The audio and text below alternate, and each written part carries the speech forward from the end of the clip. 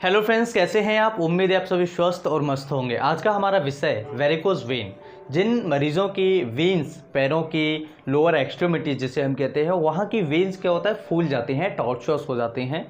ऐसी कंडीशन में उनको क्या ट्रीटमेंट लेना चाहिए, क्या कारण है, कैसे आप इससे बच सकते हैं, इसके बारे में डिस्कस करेंगे। सबसे पहले समझ लेते हैं ये होता क्या है और वेरिकोज वेन क्यों कहते हैं इसे। सबसे पहले हम इसके बारे में समझेंगे और उसके बाद हम कारण समझेंगे, उसके बाद हम ट्रीटमेंट समझेंगे और इसके बाद हम कुछ ऐसे पॉइंट्स समझेंगे जिनसे आप घर पर विदाउट ट्रीटमेंट बच सकते हैं। तो सबसे पहले बात कर लेते हैं वेरिकोज वेन्स होता क्या है। Varicose veins are permanently dilated.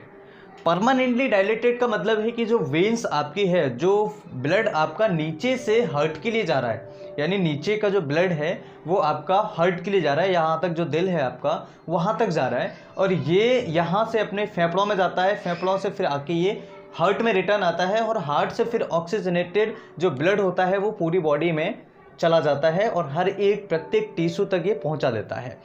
अब यहाँ पर हो क्या रहा है, जो वेन्स हैं हमारी, जो ब्लड को नीचे से ऊपर की तरफ लेके आ रही हैं, उन वेन्स में क्या हो जाता है, या तो उनकी वेन्स की जो वॉल होती है, जो दीवार होती है, वो कमज़ोर हो जाए, या फिर कई ऐसे पेशेंट्स होते हैं जिनको खड़े होने का काम ज़्यादा होता है, जैसे पुलिसमैन है या फिर सर्जन्स, डॉक्टर्स जो होते हैं। इसके अलावा होते हैं कई ऐसे पेशेंट्स होते हैं जैसे गार्ड्स वगैरह हैं, कई ऐसे पेशेंट्स होते हैं जिनको खड़े होने का केवल काम होता है। ऐसी कंडीशन में भी उनको ब्लड जो होता है ग्रेविटी के कारण वहाँ पर भरा रह जाता है और जो वहाँ के वॉल्व्स होते हैं वो भी ख़राब हो जाते हैं।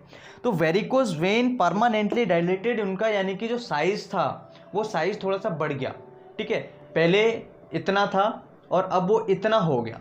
ठीक है, तो वो डायलेट हो गया तो उसमें क्या, ब्लड भरता चला जाता है, ब्लड वहाँ पर भरा रहता है और ब्लड ऊपर नहीं जा पाता है। तो परमानेंटली डायलेटेड हो गया। एंड टॉर्चुअस, टॉर्चुअस यानी कि टेढ़ी मेढ़ी होना। ठीक है, टेढ़ी मेढ़ी होना जैसे आप इस इमेज में देख रहे हैं। और लॉन्ग सिफिनियस वेन होता है। लॉन्ग सिफिनियस वेन यानी कि जो आपका नीचे यहाँ से जो आपकी थाई होती है, आपकी जो जांग होती है, वहाँ से जो नीचे वेन्स जाती है, स्पेशली उसमें सबसे ज़्यादा देखने को मिलता है जैसे घुटने के नीचे जैसे हम पिडली कहते हैं, उसके पीछे जो काफ मसल्स होती है उसमें भी देखने को हमें मिलता है। तो यहाँ पर जो आपकी वेन्स है उसमें ब्लड भर रहा है, इसे हम कहते हैं टॉर्चुअस या फिर डायलेटेड वेन।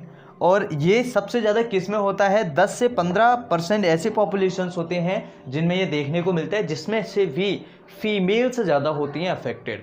फीमेल्स, वो भी स्पेशली प्रेगनेंसी के टाइम पर जिन मरीज़ को ये प्रॉब्लम हो रही है वेरिकोज वेन्स की, वो हो सकता है या तो प्रेग्नेंट वुमेन हो या फिर सर्जन्स, डॉक्टर्स हो या फिर जो पुलिसमैन हैं जिनको खड़ा हो, ज़्यादा खड़े रहने के काम है उनके, ज़्यादा खड़े रहते हैं लंबे समय तक, तो उनमें भी ये हो सकता है। ये 4th एंड 5th डिकेड में होता है, यानी कि 40-50 साल के बाद ये हमें देखने को मिलता है। इसके आसपास ही हमें ये समस्या देखने को मिलती है। अब बात कर लेते हैं इसके कारण क्या है। एक होता है ओबेसिटी, यानी कि वजन, जिन लोगों का वजन ज़्यादा होता है, ऐसी कंडीशन में भी उनको ये वेरिकोज वेन की समस्या आ सकती है। क्रॉनिक कॉन्स्टिपेशन, जिन पेशेंट्स को लंबे समय से कब्ज रहती है, कॉन्स्टिपेशन यानी कि कब्ज, क्रॉनिक यानी लंबे समय से, तो क्रॉनिक कॉन्स्टिपेशन होने की वजह से भी इसकी समस्या यानी वेरिकोज वेन्स की समस्या हो सकती है। Compression on iliac veins during pregnancy, क्या होता है कि जब प्रेगनेंसी होती है तो ऐसी कंडीशन में यूट्रस का साइज़ बढ़ता है। जब यूट्रस का साइज़ बढ़ता है तो वहाँ की जो नर्व सेल्स होते हैं या फिर जो वेन्स होते हैं, जो आर्टरीज होते हैं, उसके आसपास के जो सराउंडिंग जो स्ट्रक्चर्स होते हैं वो भी कंप्रेस होते हैं। इसकी वजह से यहाँ पर मैंने आपको पहले बताया था कि प्रेगनेंसी में भी ये होता है। तो ये कंप्रेशन की वजह से प्रेगनेंसी में देखने को ज़्यादा मिलता है। फैमिलियल होता है वीक वेन्स वॉल्स, यानी कि फैमिलियल यानी कि किसी व्यक्ति के जो पेशेंट है उसकी जो वेन्स है, उसकी चारों तरफ की जो वॉल्स है वो वीक हो जाए या वीक शुरू से ही हो, ऐसी कंडीशन में हो सकता है। इसके बाद होता है increase intraluminal pressure, upright posture. मैंने आपसे क्या बताया कि ऐसे पेशेंट्स जिनको ज़्यादा लंबे समय तक खड़े होने का काम है, जिनका जैसे सर्जन्स हैं, पुलिसमैन्स हैं, बस कंडक्टर्स हैं इवन, ठीक है, तो ये पेशेंट, ऐसे लोग क्या होते हैं लंबे समय तक खड़े रहते हैं। जैसे मैं अभी खड़ा हूँ तो ये लंबे समय तक अगर मेरा खड़े रहने का काम है तो जो हमारा पोस्चर है वो अपराइट रहता है। ऐसी कंडीशन में क्या होता है, जो इंट्राल्यूमिनल प्रेशर होता है वो बढ़ता है। ऐसी कंडीशन में जो ब्लड होता है वो आसानी से ऊपर नहीं आ पाता है, तो इसकी वजह से भी आपको वेरिकोज वेन हो सकता है। इसके अलावा कई सारे सिम्टम्स और कई सारे ऐसे लक्षण हैं जिनमें वेरिकोज वेन हो सकता है। अब हम बात कर लेते हैं ट्रीटमेंट के बारे में कि इसका परमानेंट ट्रीटमेंट क्या है। परमानेंट ट्रीटमेंट मैंने आपको क्या बताया यहाँ पर, जब परमानेंट डायलेटेड हो रहा है यानी कि जो वेन्स हमारी है वो परमानेंट डायलेट हो गई है, तो परमानेंट ट्रीटमेंट इसका पॉसिबिलिटीज कम है। ठीक है, ट्रीटमेंट है जो पेशेंट्स जिन डॉक्टर्स के सही हाथ में पहुंच जाते हैं उनका ट्रीटमेंट सही से हो जाता है। जो सही ट्रीटमेंट नहीं करवा पाते हैं उनको हमेशा के लिए समस्या का सामना करना पड़ सकता है। तो सबसे पहले समझ लेते हैं इसकी इन्वेस्टिगेशंस क्या होती है। जो मोटी मोटी इन्वेस्टिगेशंस मैं बता देता हूँ। यूएसजी यानी अल्ट्रासाउंड, वो भी डॉपलर, तो डॉपलर अल्ट्रासाउंड इसमें करा सकते हैं, वेनोग्राफी करा सकते हैं, वेन्स जो होते हैं उनकी वेनोग्राफीज जो हम करा सकते हैं। इसके अलावा कई सारे टेस्ट हैं वो भी हम इसमें करा सकते हैं। अब बात कर लेते हैं ट्रीटमेंट के बारे में। तो इलास्टिक कंप्रेशन स्टॉकिंग होता है। इलास्टिक कंप्रेशन स्टॉकिंग का मतलब होता है जो आप सॉक्स पहनते हैं, जो आप शूज के अंदर सॉक्स पहनते हैं, इसी तरीके के स्टॉकिंग्स आते हैं, इलास्टिक के कंप्रेशन वाले स्टॉकिंग्स आते हैं जो आपकी थाई तक चढ़ा दिए जाते हैं और इसका ट्रीटमेंट, इसके बेसिस पर ट्रीटमेंट किया जा सकता है। दूसरा होता है फॉर्म स्क्लेरोथेरेपी।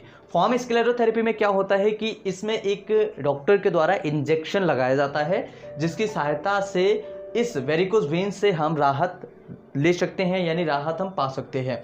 तो ये कुछ कॉमन ट्रीटमेंट है। इसके अलावा होता है RFA। RFA का मतलब होता है रेडियो फ्रिक्वेंसी एब्लेशन।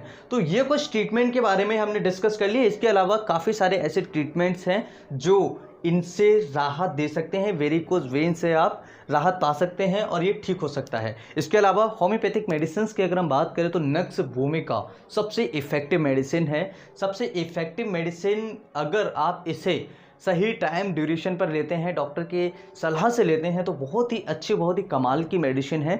ये कॉन्स्टिपेशन में भी काम करती है, हेमरॉइड्स में भी काम करती है और जाने कहाँ कहाँ ऐसी कंडीशंस में काम करती है जहाँ पर आपकी वेन्स की बीमारी होती है। उम्मीद है कि वीडियो आप सभी के लिए फ़ायदेमंद होगा, वीडियो से बहुत कुछ सीखा होगा और ये वीडियो बहुत ही इन्फॉर्मेटिव होगा। अगर वीडियो अच्छा लगे तो लाइक, शेयर एंड सब्सक्राइब करें। कुछ पूछना चाहते हो तो कमेंट करें। हमारी मेडिकल से रिलेटेड वीडियोस देखने के लिए अपने चैनल को सब्सक्राइब करना ना भूलें और शेयर करना ना भूलें। फिर मिलते हैं एक नई वीडियो में, तब तक के लिए बाय बाय। ठीक है, thanks for watching, have a nice day.